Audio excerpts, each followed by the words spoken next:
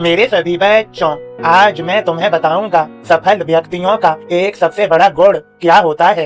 ऐसे सुनो अच्छे से और समझ भी लो।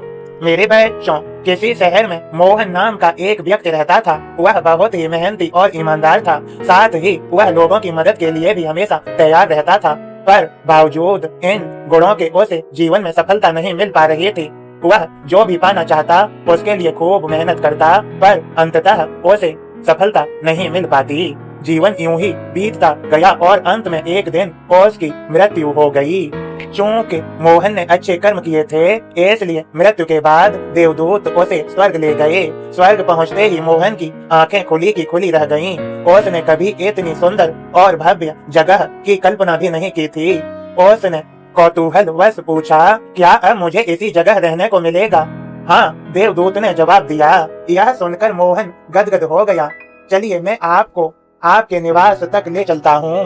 देवदूत ने अपने पीछे आने का इशारा करते हुए कहा। थोड़ी दूर चलने पर एक शानदार घर आया, जिसके बाहर मोहन का नाम लिखा था। देवदूत मोहन को घर दिखाने लगा। ये आपका शयन कक्ष है। यह दूसरा कक्ष आपके मनोरंजन के लिए है। और ऐसा करते करते वे एक ऐसे कक्ष के सामने पहुँचे, जिसके द्वार पर लिखा था स्वप्न कक्ष। अंदर प्रवेश करते ही मोहन स्तब्ध रह गया। वहाँ ढेर सारी चीजों के छोटे छोटे प्रतिरूप रखे थे, और ये वही चीजें थी जिन्हें पाने की कभी उसने कल्पना की थी। मोहन ने उन चीजों की तरफ इशारा करते हुए कहा, हे देवदूत, ये तमाम वस्तुएं, ये कार, ये घर, ये IAS अधिकारी का पद इत्यादि, ये तो वही हैं जिन्हें मैंने पाने की न सिर्फ कल्पना की थी, बल्कि इनके लिए खूब मेहनत भी की थी। तो भला ये सब मुझे वहाँ धरती पर क्यों नहीं मिली, और यहाँ पर इनके इन छोटे छोटे प्रतिरूपों के रखे होने का क्या अर्थ है? तब देवदूत ने कहा, हर व्यक्ति अपने जीवन में ढेर सारी इच्छाएं रखता है, पर वह कुछ ही इच्छाओं को पूर्ण करने के बारे में गंभीरता से सोचता है और फिर उसके लिए मेहनत करता है। ईश्वर और ये संपूर्ण ब्रह्मांड उन सपनों को पूरा करने में उसकी मदद भी करते हैं, पर कई बार इंसान सपनों के पूर्ण होने से ठीक पहले ही अपना प्रयास बंद कर देता है। यहाँ रखी वस्तुएं उन्हीं इच्छाओं को दर्शाती हैं जिनके लिए तुमने खूब मेहनत की, और जब वे तुम्हें दी जाने वाली ही थी कि तभी तुम हिम्मत हार गए और वे यहीं रखी रह गईं। मेरे सभी बच्चों, अब समझो, यह संदेश सफल व्यक्तियों का एक बहुत बड़ा गुण होता है।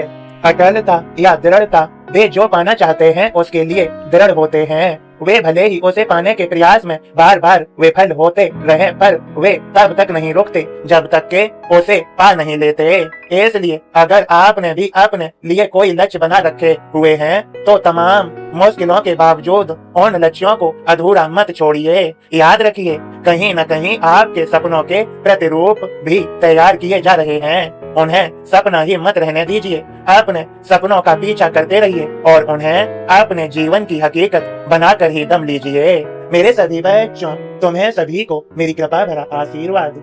याद रखिए, अपने समय को व्यर्थ न गवाइए, उसका सदुपयोग कीजिए। सद्विचारों में, नकारात्मकता में अपने समय को न लगाइए।